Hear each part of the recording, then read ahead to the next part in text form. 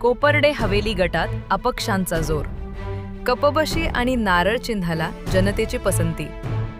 कराड तालुक्यातील कोपर्डे हवेली जिल्हा परिषद गटात अपक्ष उमेदवारांचा प्रचार सध्या चांगलाच रंगात आला आहे. जिल्हा परिषद गटातील अपक्ष उमेदवार सौ विद्या रामकृष्ण वेताळ, वाघेरी पंचायत समिती गणातील अपक्ष उमेदवार सौ नीलम पिसाळ आणि कोपर्डे हवेली पंचायत समिती गणातील अपक्ष उमेदवार अमित पाटील यांच्या गावभेटींना जनतेकडून मोठा प्रतिसाद मिळताना दिसत आहे. गावोगावी घराघरात कपबशी आणि नारळ ही चिन्ह पोहोचली असून यंदा विद्याताईंनाच निवडून द्यायचं असा निर्धार नागरिक व्यक्त करत आहेत. दरम्यान सैदापूर जिल्हा परिषद गटातील प्रचाराचा शुभारंभ जनतेत मिसळणारे जनतेचे लाडके नेते रामकृष्ण वेताळ यांच्या प्रमुख उपस्थितीत धडाकेबाज पद्धतीने करण्यात आला. या प्रचार सभेला मोठ्या संख्येने नागरिक उपस्थित होते.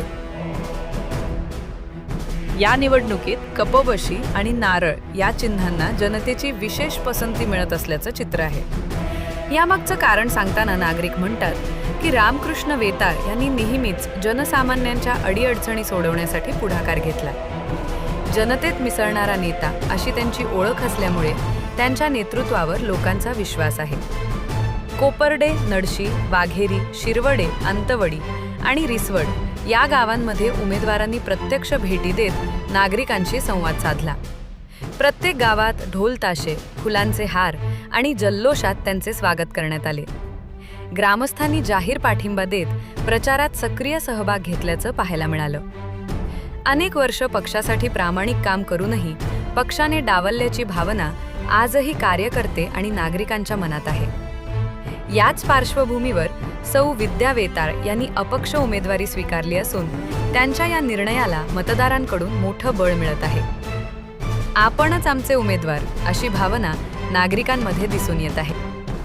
रामकृष्ण वेताळ आणि त्यांच्या सहकाऱ्यांनी प्रभावी जनसंपर्क साधत प्रचाराची दिशा स्पष्ट केली आहे.